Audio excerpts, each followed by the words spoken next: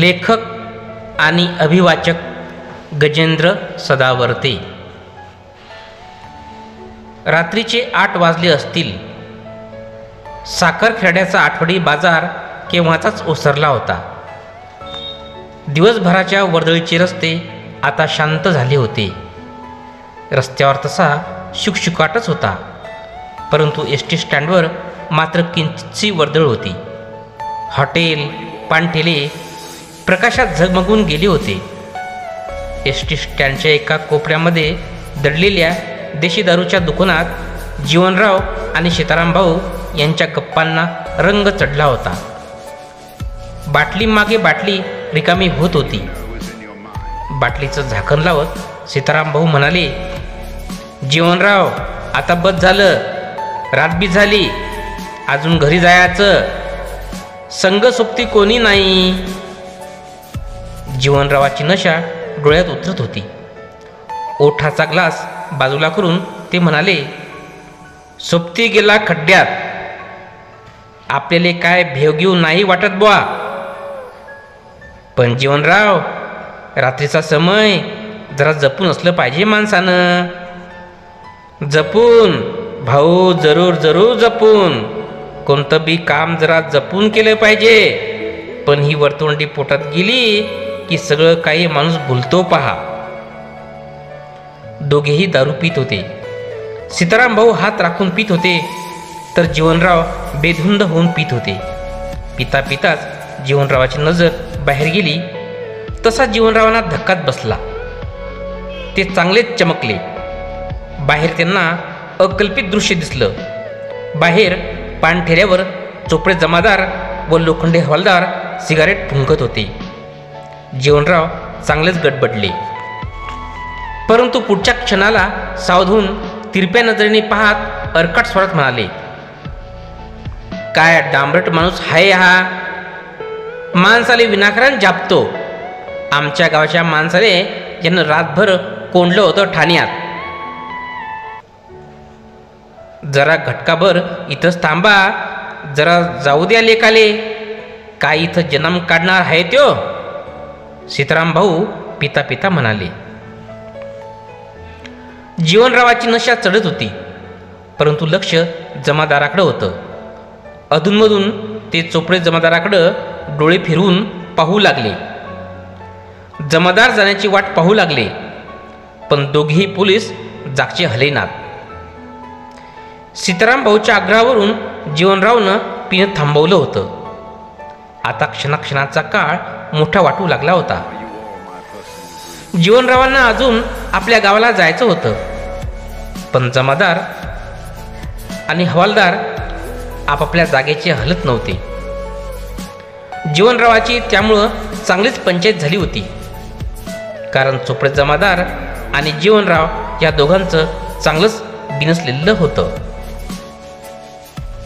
एकदा असेच जीवनरावनं आपल्या शेतात दारूची भट्टी पेटवली होती. चोपडे साहेबांनी जीवनरावांना अचानक पकडून मानेवर बुक्की मारली. जीवनरावांनीही काही कमी केलं नाही.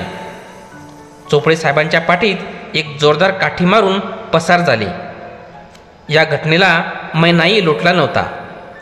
त्यातल्या त्यात पोलीस जमादार आणि त्यातल्या त्यात आपण त्यांच्याशी 2 हात केलेले, आणि आपण तर दारू प्यालेलो, त्यामुळे आपण तर त्यांची शिकारच याची पूर्ण जाणीव जीवनरावांना होती. म्हणून ते दुकानातून बाहेर पडत नव्हते. तशी सध्याची परिस्थिती जीवनरावांना अनुकूलच होती, कारण जीवनराव चोपडे साहेबांना पाहू शकत होते, त्यांच्या हालचालीवर लक्ष ठेवू शकत होते. याउलट चोपडे जमादाराला जीवनरावांची येत किंचितही जाणीव नव्हती. थोडा वेळ थांबून चोपडे जमादार निघून जातील अशी आशा जीवनरावांना होती. वाघाची डरकाळी ऐकून शिकार दबा धरून बसावी, त्याप्रमाणे जीवनराव दबा धरून बसले. आपला बचाव करू लागले. थोड्या वेळाने चोपडे साहेब चालू लागले. हे पाहून जीवनरावांना आनंद वाटला, परंतु क्षणातच सिगारेट पेटवण्यासाठी चोपडे साहेब पान टपरीवर परत फिरले. त्यामुळे जीवनरावांचा हिरमोड झाला. पण काही क्षणातच दोघेही पोलीस मागे फिरले. आपसात बोलत बोलत आणि हळुवार पावलं टाकत निघून गेले. मांजर नायाशी झाल्यावर उंदीर बिळातून बाहेर पडावा त्याप्रमाणे चोपडेसाहेब निघून गेल्याची खात्री पक्की पटल्यावर जीवनराव बाहेर पडले. खूप दारू पिऊनही त्यांची शुद्ध हरपली नव्हती. जीवनरावाचं हेच धोरण, त्यांनी कितीही घेतली तरी त्यांची शुद्ध कधीच हरपत नव्हती. जीवनराव तसे गावातील प्रतिष्ठित व्यक्ती, गावाचे माजी सरपंच, 6 बैलाची शेती. जीवनराव लगबगीनं एका खाजगी वाहनाजवळ आले. कुठे जाते याची विचारपूस करत असताना कुणीतरी आपल्या खांद्यावर हात ठेवला याची जाणीव होताच त्यांनी मागं पाहिलं. त्याला चांगलाच धक्का बसला. मागे चोपडेसाहेब हवालदारासह उभे होते. क्षणभर थांबून चोपडेसाहेब खोचकपणे म्हणाले, कस काय, चांगलीच घेतली. एकदम झालेल्या हल्ल्यानं जीवनराव गांगरून गेले, परंतु आपल्या स्वभावानुसार त्यांनी वेळ मारून नेली. चोपडेसाहेबांनी मनगट पकडताच जीवनराव म्हणाले, साहेब, आपल्या अंगाला हात नाही लावायचा बुवा. तुम्ही कोण, DSP का कलेक्टर? चोपडेसाहेबांनी दरडावून विचारलं. माझ्या पुढं कलेक्टर बी काय नाही आणि DSP बी काय नाही, जीवनरावांनी गंभीरपणे बजावलं. चोपडेसाहेब संतापले. हातातला दंडा उगाच म्हणाले, चला स्टेशनमध्ये, चला लवकर, साहेबापुढे जातो घेऊन. पण अशा धमकीला भिणारे जीवनराव नव्हते. ते चढ्या आवाजात म्हणाले, हो हो, पोलीस स्टेशनमध्येच चाललो. पोलीस स्टेशनमध्येच जायचं मला. काय, पोलीस स्टेशनमध्ये जायचं? कशासाठी? साहेबांनी साहेबकीच्या भाषेत विचारले. हवालदारही मोठाले डोळे करून पाहू लागला. इन्स्पेक्टर साहेबांना भेटायचं, जीवनरावनं आत्मविश्वासानं सांगितलं. चोपडे साहेबांच्या आवाजातली आतापर्यंत असलेली जरब कमी झाली. त्यांचं अवसानही खचलं. पुन्हा खात्री करण्यासाठी चोपडे साहेबांनी उसन्या अवसानानं परंतु दरडावून विचारलं, कशासाठी स्टेशनमध्ये, काय काम आहे? PSI साहेबांना भेटायचं. तुम्ही पण चला त्यांच्याकडे माझ्यासोबत. जीवनरावांनी अंधारात मारलेला बाण योग्य निशाणीवर लागला. चोपडे साहेबाचं खचलेलं अवसान, दोघांची भयग्रस्त झालेली मुद्रा आणि बोलण्यात आलेली नरमाई ओळखून जीवनरावांनी अधिकच प्रखर हल्ला चढविला. असतील का स्टेशनमध्ये साहेब? त्यांना भेटायचं. आमच्या जवळचे नातेवाईक आहेत ते. हो आहेत साहेब स्टेशनमध्ये. आता मात्र चोपडे जमादार अगदी लाचारीनं म्हणाले. त्या पाठोपाठ हवालदारही कसाबसा अडखत म्हणाला, जा तुम्ही आता साहेबांना भेटायला. आम्ही उगाच टाइमपास करत होतो. मी पण जातो. घाईघाईनं निघालेल्या हवालदारावर चोपडेसाहेब दरडावले. अहो लोखंडे, कुठे चालले तुम्ही? यांना जा स्टेशनमध्ये घेऊन. साहेब तुम्हीच जा, हवालदार भीतभीत म्हणाला. PSIच्या भीतीनं दोघेही घाबरत होते. साहेबांच्या जवळच्या नातेवाईकाला त्रास दिला तर विनाकारण साहेबांचा रोष ओढवला जाईल. आपल्यावर साहेब रागावतील याची जाणीव दोघांनाही होती. PSI साहेबासमोर जाण्याचं टाळत होते. साहेबांना घाबरत होते. शेवटी लोखंडे हवालदाराला जीवनरावासोबत पाठवून चोपडे साहेबांनी आपली सुटका करून घेतली.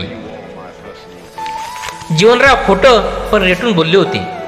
त्यांना PSIला मुळीच भेटायचं नव्हतं. काही कामही नव्हतं. त्यांच्याशी कोणतंच नातं नव्हतं. ओळखही नव्हती. कधी त्यांच्याशी बोलणं नव्हतं. कोणताच संबंध नव्हता. आपण स्टेशनमध्ये साहेबांना भेटायला निघालो, परंतु साहेबांची भेट झाल्यावर साहेबांना काय काम सांगायचं, कुठली ओळख पटवायची, त्यांच्या मनात तरतरीचे विचार येत होते.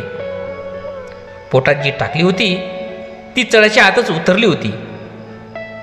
PSI साहेबांची भेट होऊच नये ते स्टेशनमध्ये नसावेत असंच जीवनरावांना वाटत होते. त्यांना पाय काढताही घेता येईना, कारण सोबत हवालदार होता. त्यांच्यावर वजन टाकलं होतं, ते कायम ठेवणं होतं. नाहीतर त्याला उगीच संशय यायचा. जीवनरावांना काहीच सुचेना. एक खोटं बोलल्यावर 10 वेळा खोटं बोलावं लागतं हे त्यांना चांगलं माहीत होतं. अजून आपल्याला कोणकोणत्या अग्निदिव्यातून जावं लागणार ह्या विचारात हळूहळू झिंगत झिंगत जड पावलांनी स्टेशनमध्ये चालले होते. हवालदार लुटूलुटू मागे येत होता. साहेबासमोर जाताच हवालदारानं सॅल्यूट केला आणि जीवनरावांनी अगदी कोपरापासून हात जोडून नमस्कार केला. साहेबाच्या तोऱ्यात बसले होते. काय काम आहे यांचं इथे? साहेबांनी साहेबाच्याच तिमखात विचारले. दारूचा घमघमाट आला. साहेबांचा पारा चांगलाच चढला. स्टेशनमध्ये आणि तेही दारू पिऊन? कशासाठी आले? काय काम आहे? साहेबांनी प्रश्नाचा भडीमार केला. साहेब, यांना तुम्हालाच भेटायचं होतं. हवालदार गुळगुळीतपणे म्हणाला. मला भेटायचं? इथे आलेले सगळेच मला भेटतात. साहेबांनी उपरुधिकपणे खडसावले. पण याचा आपल्यावर काहीच परिणाम झाला नाही असं जीवनरावांनी दाखवलं आणि शाळसूतपणाचा आवाहन म्हणाले. साहेब, आमच्याची विश्वासराव. विश्वासराव? साहेबांनी उत्कंठेने विचारले. त्यांचा मुलगा?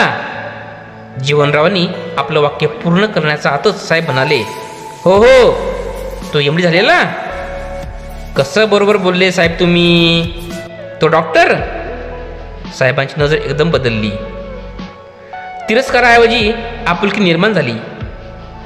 जीवनरावाचा एक एक शब्द ऐकण्यासाठी साहेबांचा जीव तगमग करू लागला. साहेब जीव मुठीत घेऊन म्हणाले.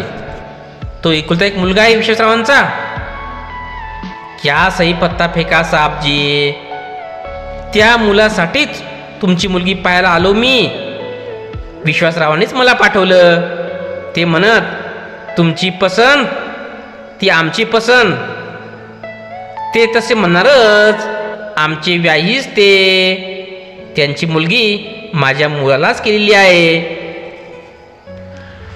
साहेबांची उत्कंठा शिगेला पोचून जीवनरावांनी अंधारात मारलेली सनसनाटी कुऱ्हाड साहेबांच्या वर्मावरच लागली. साहेब पुरते घायाळ झाले. जीवनरावांना त्यांच्या चौकस स्वभावामुळे अशी ओझरती कल्पना होती की साखरखेडा पोलीस स्टेशनचे ठाणेदार आपल्या दूरच्या नात्यात असून त्यांची मुलगी लग्नाची आहे. विश्वासराव म्हणजे जानी मानी हस्ती. चिखलीत त्यांचा मोठा बंगला, शेती, बाडी, दूरवरपर्यंत त्यांचं नाव, गर्भश्रीमंत, जमीनदार, राजकारण, समाजकारण सर्वांच्याच चालती त्यांची. त्यांचा एकुलता एक मुलगा, तोही एमडी झालेला. साहेबांना आकाश ठेंगणं झालं. एखाद्या आरोपीप्रमाणे उभे असलेले जीवनराव देवदूतासारखे वाटू लागले. जीवनरावांनी आता पूर्ण लढाई जिंकली होती. साहेबांच्या बोलण्यातला कठोरपणा जाऊन नम्रता आली होती. बोलण्यातला तोरा आणि कठोरपणा गेला होता. क्षणापूर्वी गरजणारा शिव शांत होऊन मनातल्या मनात मनोराज्यात घडून गेला. एवढं मोठं घर, आपली मुलगी ह्या घरात पडली तर किती श्रीमंती, कशाचीच कमी नाही. त्यामुळं जीवनरावांना खोटं खोटं हसून गोड बोलून रिझवू लागले. आणि का नाही ते साहजिकच होतं. कोणताही मुलीचा बाप मुलीच्या सुखासाठी हेच करणार. तिच्यावर असलेल्या वात्सल्यापोटी तिच्या भविष्याचा विचार करणे हे एक जबाबदार पित्याचं काम असतं. आणि हेच साहेब करत होते. त्यात काही वाईट नव्हतं. बुद्धिबळाच्या पटावर वजिराने 2 हत्तीसह राजाला चेकमेट देऊन घेरावं तसं जीवनरावांनी साहेबांना घेरलं. चहा झाला. घरी जायला स्टेशनची गाडी हजर नव्हती. त्यामुळे दोघेही पायीच निघाले. रात्रीचे 9 वाजले असतील.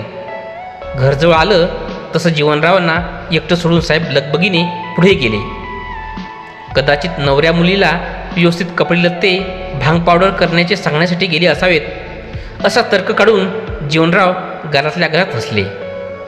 आणि आपल्या वजिरी खमंग चालीवर खुश झाले. ही युक्ती आपल्याला कशी सुचली हे त्यांना समजलं नाही. सध्याची वेळ मारून नेली होती, पण पुढची कल्पना आली होती. एक खोटं पचवायला 10 वेळा खोटं बोलावं लागतं. सध्याची लढाई जिंकली होती, परंतु पुढची लढाई लढावी लागणार होती. ती म्हणजे विश्वासरावांच्या संबंधाची. त्यांना साहेब केव्हा तरी भेटणारच व आपली चोरी उघडी पडणार आणि आपली सोयरे संबंधातली उरली सुरली इज्जत जाणार. जीवनरावांच्या मनात गुंतागुंत चालू होती, तरी ते वरवर साहेबांची मेहमान नवाजी स्वीकारत होते. सगळं घर जीवनरावाची सरबराई करण्यात गुंतलं होतं. स्वयंपाक झाला, जेवणं झाले, मुलगी पाहण्याचा कार्यक्रमही झाला. साहेबांनी हळूच विचारलं, कशी काय आहे मुलगी? झाक. मुलामुलीचा जोडा 100% जमणार. साहेब मनापासून समाधानी झाले. रात्री जीवनरावांना चांगली झोप लागली नव्हती. त्यांचं सगळं लक्ष चिखली आणि विश्वासराव यांच्यातच गुंतलं होतं. विश्वासरावांची भेट घेऊन कधी कधी हा सगळा वृत्तांत सांगतो यासाठी त्यांचं मन उतावळी झालं होतं. सकाळी जीवनराव निघाले. चहा झाला. नाश्त्याचा आग्रह जीवनरावांनी नाकारला, कारण त्यांना आपल्या व्याह्याच्या म्हणजेच विश्वासरावांच्या कानावर हा सर्व वृत्तांत टाकणं आवश्यक वाटलं. कारण विश्वासराव आणि साहेब यांची भेट झाली आणि जीवनरावांना मुलगी पाहण्यासाठी पाठवलं नाही असं जर विश्वासरावांनी सांगितलं तर सगळं मुसळ केरात. साहेब जीवनरावसोबत स्टँडवर आले. जाताना साहेबांनी निरोप घेतला. जीवनराव गावाकडे न जाता चिखलीच्या गाडीत बसले. न जाणो साहेब गोतावळीपणे चिखलीला फोन करतील आणि असे झाले तर आपले बिंग फुटल्याशिवाय राहणार नाही. चिखली कधी कधी गाठो याची चुळबुळ त्यांच्या मनात वाढली. पण काय दुर्दैव, गाडी फेल पडली आणि दुसऱ्या गाडीसाठी व खाजगी वाहनासाठी भाड्याला पैसे नव्हते. जीवनरावांना रावलं नाही. चिखली तशी जास्त दूर नव्हती. 4-5 किलोमीटर पायीच जावं आणि चिखली गाठावी. जीवाच्या आकांतानं चालत पळत निघाले, कारण त्यांना साहेबांच्या फोनाची भीती वाटत होती. आपल्या प्रशस्त घरात विश्वासराव बसलेले होते. आपले व्याही थकून भागून लगबगीनं आले याचं त्यांना नवल वाटलं नाही. उलट त्यांनी कुत्सित नजरेनं जीवनरावाकडे पाहिलं. आपल्याला बसायलाही सांगत नाही याबद्दल जीवनराव अचंब्यात पडले. जीवनराव काही न बोलताच समोरच्या खुर्चीवर बसले. विश्वासरावांच्या भेदक नजरेवरून नजर काढून घेत रामराम केला. परंतु विश्वासरावांनी तो न स्वीकारल्यामुळे जीवनराव अधिकच चमकले. काय, कुठून आलात? विश्वासरावांनी खोचकपणे विचारलं. साखरखेड्यावरून. ते तर आम्हालाही माहीत आहे. विश्वासराव गंभीरपणे गरजले. काय झालं? मी साखरखेड्याला गेलो होतो.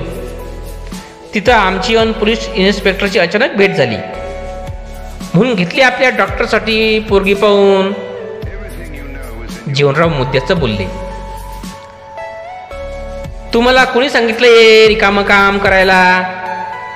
विश्वासरावांचा कणकर स्वर ऐकून जीवनरावाचा अपेक्षाभंग झाला. मुलाचे सासरे आपली व्याही एवढ्या वरच्या पट्टीत बोलतील असं त्यांना कधीच वाटलं नव्हतं. मनातला राग न दाखवता जीवनराव लाचारीत म्हणाले, पण तेवढं साहेबांना सांगा मीच पाठवलं म्हणून मुलगी पाहायला. हो, त्यांचा फोन आला होता. फोन आला होता? जीवनराव दचकून म्हणाले. हो, मग सांगितलं. हो, मग सांगितलं.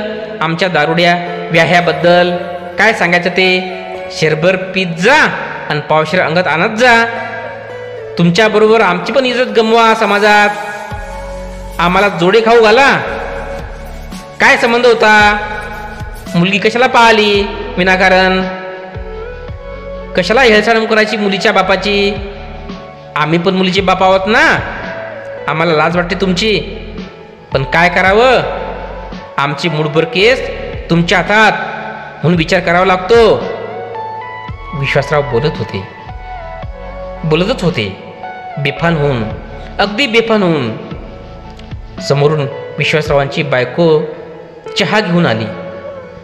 तिनेही तोंडसुख घेतलं. शोभत नाही भाऊ या वयात आता असं किती दिवस चालायचं. त्यांनी साहेबाचं बोलणं ओळखून तुमचं सगळं सांभाळून घेतलं. नाहीतर किती केलं तरी ते पोलीस अधिकारी, त्यांच्याशी अशी चेष्टा नको. कुठेही दारू प्यायची, कुणालाही पैसे मागायचे, घेतले तर परत द्यायची नाही. यामुळं समाजात किंमत राहत नाही.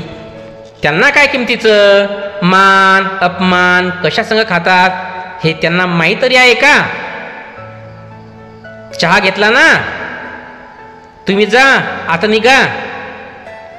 विश्वासरावचे शब्द जीवनरावाच्या काळजात भिडले. जीवनरावांना मेल्याहून मेले झाले. त्यांना दोघांचाही राग आला, पण विलाज नव्हता. इथे आपला एवढा अपमान इथे नव्हे तर कुठेच अजून झाला नाही. इथे एवढा अपमानाचा पाहुणचार. जीवनराव भूतकाळात गेले. त्यांना गावात परगावात पाहुणे नातेवाईक यांच्यात कसा मान होता. सर्वजण कसे दादा भाऊ म्हणायचे, पण आता ती किंमत राहिली नव्हती. हाच विश्वासराव आपल्या पाठीमागे कसा नाचत होता. परंतु आता मान तर सोडाच, अपमानाची परिसीमाच. कशामुळे तर या दारूमुळे. या दारूनं आपली प्रतिष्ठा गमावली.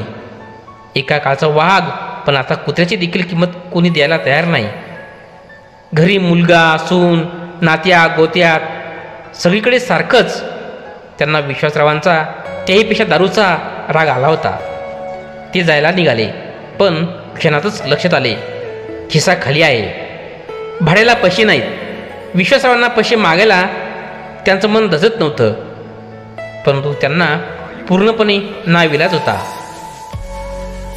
मनाची कशी तरी तयारी करून जीवनराव म्हणाले, अहो जरा भाड्याले पैसे कमी होते. मग मागायची होती ना त्या साहेबांना आमच्या नावानं भीक. विश्वासरावांनी जखमीवर मीठ चोळलं. जीवनरावांच्या छातीत आग पेटली, पण विलाजच नव्हता, कारण खिशात भाड्याला पैसेच नव्हते. अहो लाज वाटली पाहिजे भीक मागताना. दारावर आल्यावर भिकाऱ्याला सुद्धा परत करत नाही आम्ही, असे म्हणत तिरस्कारानं विश्वासरावांनी जीवनरावाकडे पैसे भिरकावले. जीवनरावाच्या पायातली सनक मस्तकात गेली. त्यांचं मन जळफळत होतं, होरपळत होतं. जीवनराव मनाशी विचार करू लागले. मगाशी पण गाडीत बसल्यावर कंडक्टर सगळ्या लोकादेखत बोलला. दारूच्या नादात भाड्यालाही पैसे राहिले नाही. कंडक्टरने तक्रार करून गाडीतून धक्के देऊन काढून दिलं. अपमानालाही काही मर्यादा असतात. खाली उतरल्यावर ड्रायव्हरने पाहिलं, तो ओळखीचा निघाला. त्याच्या मेहरबानीनं पुन्हा गाडीत बसलो. तो तरी कोण? त्यानं किती बोलून घेतलं. आपली ज्वारी बाजरी खाता खाता त्याच्या बापाचा जन्म गेला. त्याचा बाप आपल्या घरचं शेणपाणी करत होता. त्यानं जन्म कुठेच आपल्या कृपेने घेतली, आणि आज त्या हलकट माणसानं आपल्याला खालीवर बोलून अपमान करावा. हे फक्त कशामुळे तर दारूमुळे. या दारूपायी किती हाल होतात. क्षुद्र माणसाकडून आपली भीषण अवहेलना व्हावी. आता मात्र आपली गेलेली किंमत परत मिळवायची. समाजात ताठ मानेनं वागायचं आणि ह्या विश्वासरावांच्या नाकावर टिचून राहायचं. दारू सोडायची हो, अजिबात घ्यायची नाही. तिचा कायमचा त्याग करायचा. स्टँडचा रस्ता चालत होते. चालता चालता त्यांनी डाव्या हातानं डावा कान पकडून जोरात फिरवला आणि जोरात म्हणत होते, जीवन्या सोड दारू, दारू सोड. जीवन्या सांग पेशीन का दारू. जीवन्या सांग घेशीन का. ते आपलाच तळतळ जळफळाट करत चिखलीच्या स्टँडवर आले. पाठीमागे जाऊन मोठ्या निश्चयाने कमरेमध्ये ठेवलेली दारूची बाटली काढली आणि भरदिशी फेकून दिली. मनाशी पक्का निश्चय केला, दारूला कधीच हात लावायचा नाही. यापुढं दारू कधीच घ्यायची नाही. गावची गाडी लागली. ते पटकन गाडीत बसले. त्याने खिडकी बाहेर डोकावून पाहिलं. स्टँडवर एकच गलगलाट आणि गुंगाट होता. ऊन पडलं होतं. बाहेरून हवेची गोड झुळूक आली. जीवनरावांनी नाक भरून मोकळा श्वास घेतला. मनात ताजी ताजी आणि प्रफुल्लित लहर उठली. झालं गेलं विसरून नव्या उमेदीनं, नव्या दमानं, नवीन उल्हासानं जीवनरावांचं मन भरून आलं. ते दारू सोडण्याचा निश्चयावर निश्चय करत होते आणि एसटी त्यांना घेऊन रस्ता कापत कापत त्यांच्या गावाकडं निघाली होती. त्यांच्या गावाकडं निघाली होती.